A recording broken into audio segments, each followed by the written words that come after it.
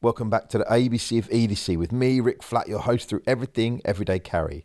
I want to have a conversation with you about watches. A little while ago, this watch came into my hand, the Moon Swatch.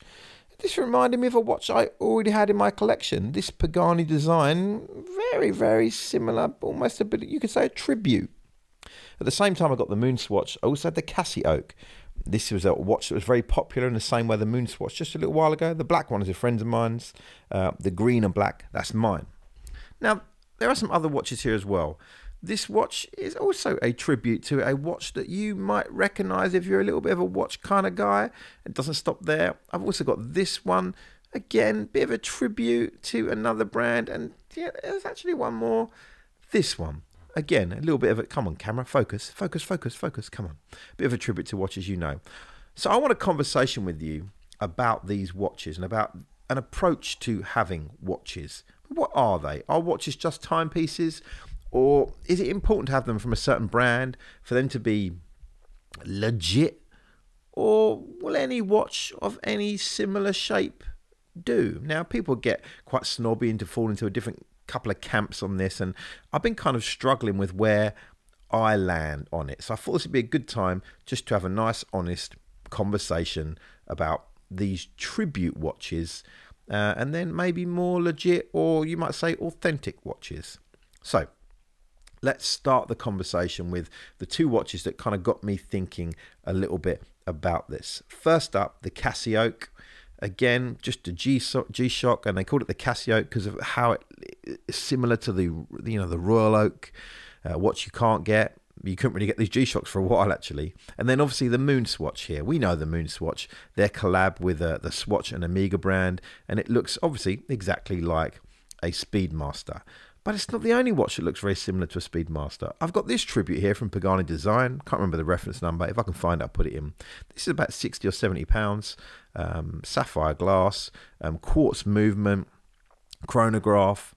Actually a decent watch. When I got it in my hand, I didn't know what to expect, but actually felt pretty good. A few things were off about it, but the bracelet was kind of far better than I thought it was going to be. The clasp was actually far better than I thought it was going to be. And yeah, I liked wearing this one, even though, like I say, for a tribute, not exactly spot on. But, you know, it does the job, really. And to be honest with you, a decent enough watch.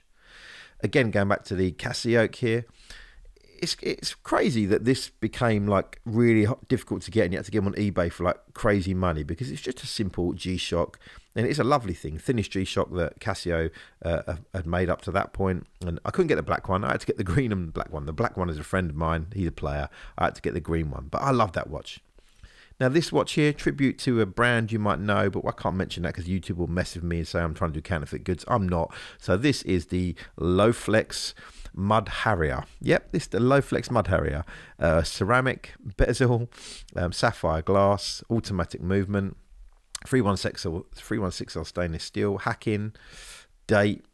You know, it's actually a really nice watch.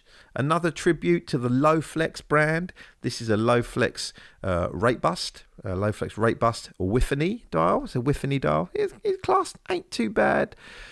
But this is actually one of my faves because I love that blue pop. Blue's my favourite colour, and this particular blue, I'm a sucker for it, man. I'm just a sucker for it. I don't know what to tell you. Again, little kind of branding there on the crown. Lovely little watch. Sapphire glass. Again, decent enough, solid end links.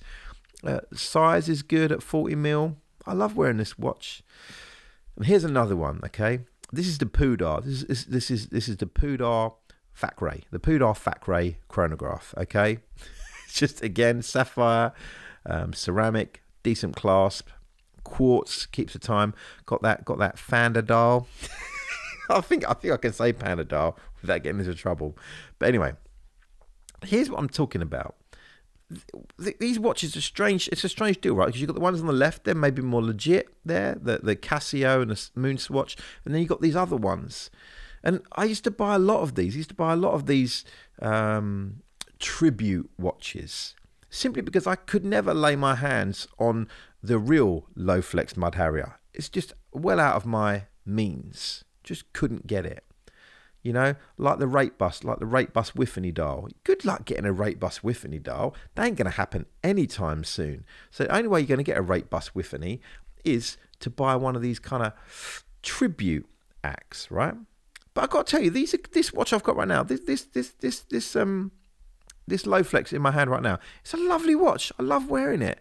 It's got that tribute to a waxy case. You know, it's what is it, 40 mil. Bezel's got a nice action.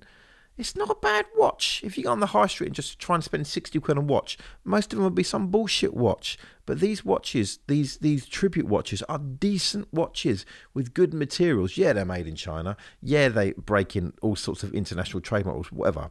But look at these guys. These guys are legit.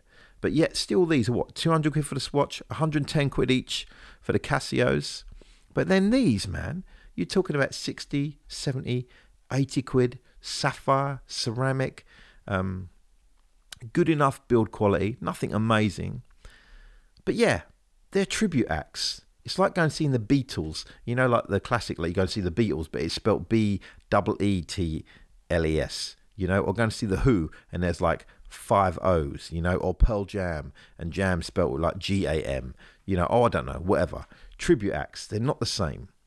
Because you could get, if you can't get a legit one, you can't get a tribute act, you can just get something like fairly, just its own thing. This, for instance, okay, Seagull 1963.